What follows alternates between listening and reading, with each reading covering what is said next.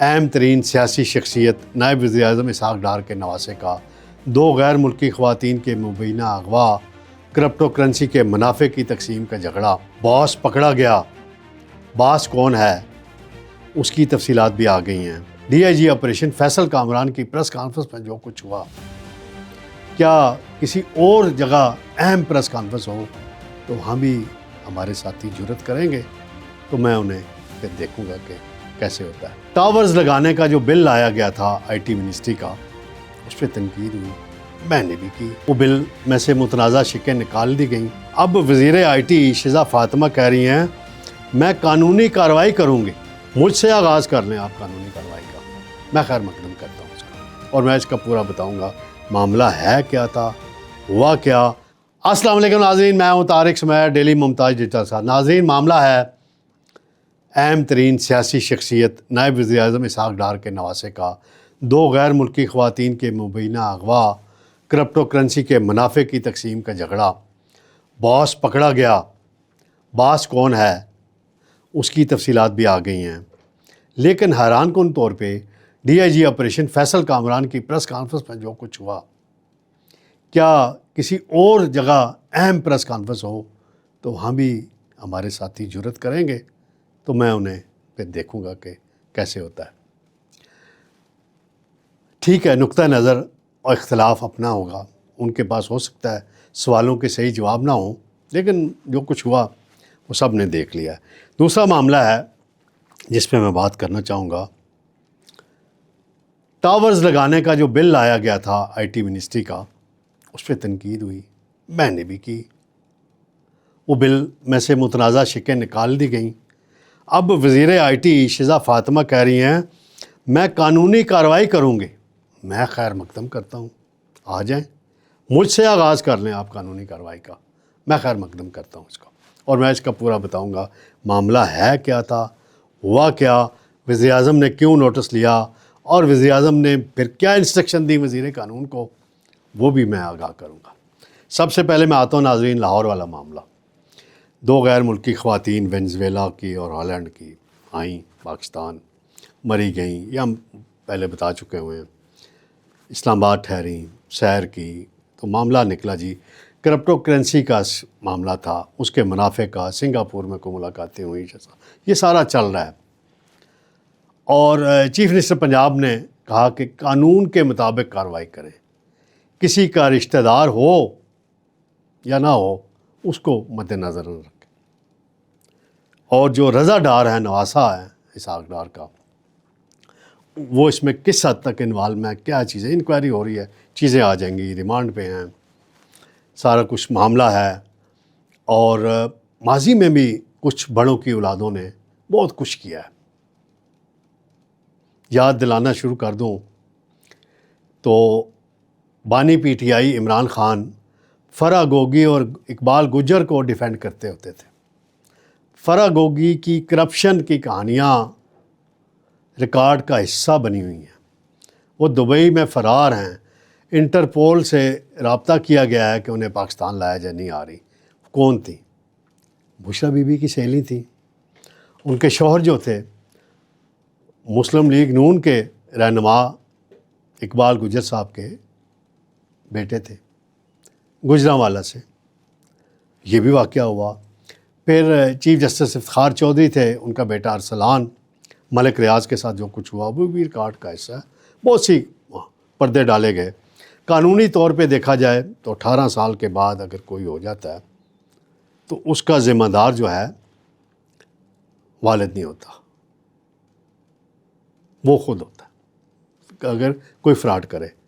لیکن سیاسی طور پہ دیکھا جائے، اخلاقی طور پہ تو ذمہ داری کسی حد تک آ جاتی ہے اس سارے معاملے میں۔ اسحاق ڈار صاحب انٹرنیشنلی معاملات میں بہت مصروف رہتے ہیں، خارجہ پالیسی کے ایشوز ہوتے ہیں، اور اگر اس پہ پردہ ڈالنا ہوتا مریم نواز نے تو بڑی آسانی سے ڈالا جا سکتا تھا، کہہ دیتے پہلی انکوائری میں ہی کلیئر کر دیں، یہ کر دیں، وہ کر دیں، جس طرح شعیب سڈل کا کمیشن بنوا کے افتخار چودھری صاحب نے کر لیا تھا۔ تو اس پہ بہت بات ہو رہی۔ ہاں جی، میں آتا ہوں پریس کانفرنس پہ۔ کل پریس کانفرنس میں شیم کے نعرے لگے، فیصل کامران جو ڈی آئی جی آپریشن ہے ان کے ساتھ جو رویہ اپنایا گیا یا ان کا جو رویہ تھا، دونوں اطراف سے میرا خیال ہے معاملات تھے گرم. اور اس پہ سوشل میڈیا میں بہت ٹرولنگ بھی ہو رہی ہے، بحث بھی چل رہی ہے. کچھ دوستوں نے ایک خاص جگہ کی تصویر بھی لگائی ہیں کہ پریس کانفرنس ہوتی ہے تو کتنے آرام سے بیٹھے ہوتے ہیں، اور باری آنے پہ ہی جس کا نام پکارا جاتا ہے وہی سوال کرتا ہے.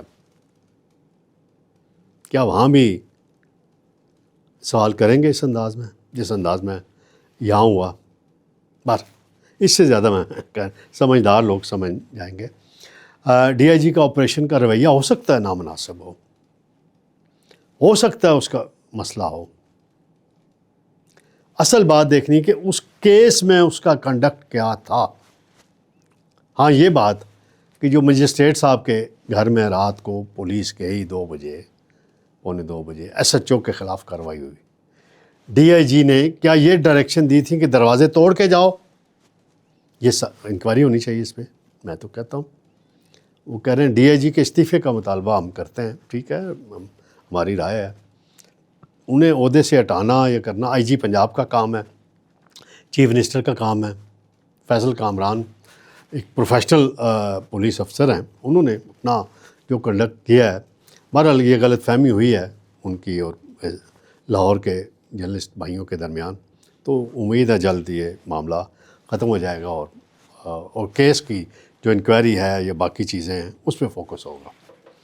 ناظرین، دوسرا معاملہ ہے، مختصراً ذکر کرتا چلوں. کل وزیر قانون عطا اللہ اعظم نذیر تارڑ اور وزیر انفارمیشن ٹیکنالوجی شیزہ فاطمہ نے ایک پریس کانفرنس کی، لمبی چوڑی باتیں کی، اور اس میں اس بات کا اعتراف کیا گیا کہ جو پہلا ڈرافٹ نیشنل اسمبلی سے پاس ہو چکا ہوا ہے اس میں یہ تھا کہ موبائل ٹاور اگر کسی کمپنی نے لگانا ہے، جو جگہ پسند آ گئی ہے وہاں پہ لگے گا، جو نہیں لگانے دے گا 5 کروڑ جرمانہ ہوگا. اگر یہ بات میں نے کی ہے تو کوئی میں نے جرم کیا ہے شیزہ فاطمہ صاحبہ؟ بتا دیں. پھر وزیر اعظم نے دوبارہ ری انکوائری کیوں کرائی؟ دوبارہ کمیٹی، میں نے تو آپ کے استعفے کا بھی مطالبہ کیا تھا، ہونا چاہیے تھا، آپ کو خود دے دینا چاہیے تھا، وزیر اعظم کو لے لینا چاہیے تھا آپ کا استعفیٰ. آپ کہتی ہیں قانونی کارروائی، مالی الزامات جنہوں نے لگائے ہیں آپ ان کے نام لیں، ان کو نوٹس دے دیں. مالی کرپشن کے کوئی الزامات لگائے ہیں، ٹھیک ہے.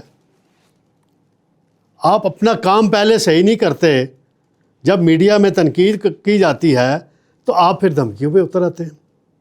حکومتیں اس طرح نہیں چلتی، حکومتیں بردباری سے چلتی ہیں، دانش مندی سے چلتی ہیں. اگر آپ کی غلطی کی نشاندہی کی جاتی ہے تو اس کا اعتراف کر کے فوراً درستگی کی جاتی ہے، جیسے کہ ابھی وزیر اعظم شہباز شریف نے یہ کرایا ہے لا منسٹر سے. اور لا منسٹر کو انہوں نے میٹنگ میں بلا کے کیا کہا کہ یہ دیکھیں یہ بل کیسے پاس ہوا، یہ کس کی غلطی ہے، پکڑیں، سزا دیں. سزا تو کسی کو نہیں ہوئی. مافیاز ہی ہیں، ہر طرف مافیاز کا کھیل ہے. پٹرول کی قیمتوں میں کمی نہ ہو تو اس میں بھی آئل مارکیٹنگ مافیا ہے. اگر ہم یہ کہہ دیں تو آئل مارکیٹنگ کا مافیا کہیں گی ہم جی کیس کرتے ہیں، یہ جی فلاں نے یہ کہہ دیا ہمارے بارے میں. تو بھائی جب ہماری جیبوں سے 55 روپے فی لیٹر پٹرول اضافی بڑھا کے لیا گیا تو اس وقت کوئی نہیں، آئل مارکیٹنگ کمپنی تو خوش ہو رہی تھی، ہماری جیبوں میں پرافٹ آ رہا ہے، جیبیں بھر رہی ہیں، جیبیں بھر رہی ہیں. 72 ارب روپے وزیر اعظم کی اپنی تیار کردہ رپورٹ میں مانا گیا ہے. تو ریلیف ہم بھی یہی کہہ رہے ہیں نا. تو اب آپ کہہ رہے ہیں نا کہ ایگریمنٹ ہوگا جس کی جگہ لینی ہے ٹاور کے لیے، ایگریمنٹ ہونے کے بعد اگر کوئی خلاف ورزی کرے گا تو پھر ٹھیک ہے، آپ کورٹ آف لاء میں جائیں اس کے خلاف، جو طریقہ کار ہے. لیکن پہلے تو آپ سیدھا کر رہے تھے، مانیے نا آپ نے غلطی. پھر آپ کیس کریں کس پر؟ سینیٹر پلوشہ خان پر کیس کر دیں جی آپ، انہوں نے نشاندہی کی، غلطی کی. پھر نون لیگ کی سینیٹر سعدیہ عباسی پر بھی شیزہ فاطمہ صاحبہ آپ کیس کر دیں. پھر شیزہ فاطمہ صاحبہ آپ کیس کر دیں سینیٹر عفنان اللہ پہ بھی کر دیں. پھر آپ کیس کر دیں رؤف کلاسہ صاحب پہ بھی کر دیں آپ کیس. مجھ پہ میں نے تو آفر کیا کر دیں کیس، اس پہ غلطی کی نشاندہی کی ہے نا. تو بل پہلے نہیں پڑھا جاتا. یہ 2017 میں بھی نون لیگ سے ایک بہت بڑی غلطی ہوئی تھی. میں اس بحث میں الجھنا نہیں چاہتا. اس وقت کے وزیر قانون زاہد احمد کو کیوں استعفیٰ دینا پڑا تھا؟ اس میں کون ملوث تھا؟ وہ آج بھی حکومت میں ہے. جو ملوث تھا، جو شخصیت ملوث تھی، آج بھی. اور جس انکوائری کمیٹی نے انہیں ذمہ دار ٹھہرایا تھا، اس انکوائری کمیٹی کے چیئرمین کو پھر بعد میں نون لیگ نے سینٹ کا ٹکٹ نہیں دیا تھا. اتنا ہی فی الحال کافی ہے ناظرین. انشاءاللہ جلد آپ کی خدمت میں نئے پروگرام اور تجزیوں کے ساتھ حاضر ہوں گے. اللہ حافظ.